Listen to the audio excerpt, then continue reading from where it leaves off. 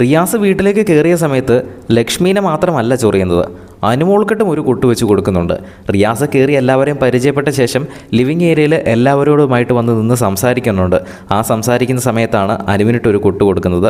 അതായത് ഈ ഒരു ഹോട്ടലിൽ ആരൊക്കെയോ ഇറക്കം കുറഞ്ഞ് കുറച്ച് ഡ്രസ്സൊക്കെ ഇട്ട് കഴിഞ്ഞാൽ ഇവിടെ ആരൊക്കെ പ്രശ്നമുണ്ടാക്കുന്നതായിട്ട് ഞാൻ കണ്ടു, വളരെയധികം പ്രതിഷേധിക്കുന്നതായിട്ട് ഞാൻ അറിഞ്ഞിരുന്നു.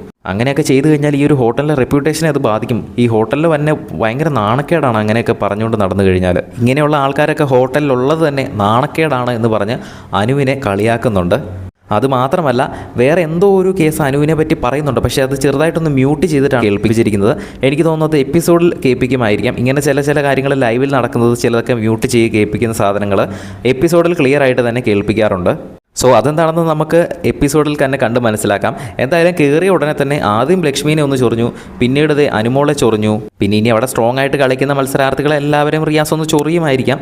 നമുക്ക് എന്തായാലും കണ്ട് തന്നെ മനസ്സിലാക്കാം. കൂടുതൽ ലൈവ് അപ്ഡേറ്റ്സിനായിട്ട് ചാനൽ ഒന്ന് സബ്സ്ക്രൈബ് ചെയ്യുക. വീഡിയോ ഇഷ്ടപ്പെട്ടാൽ ഒന്ന് ലൈക്ക് ചെയ്യണം.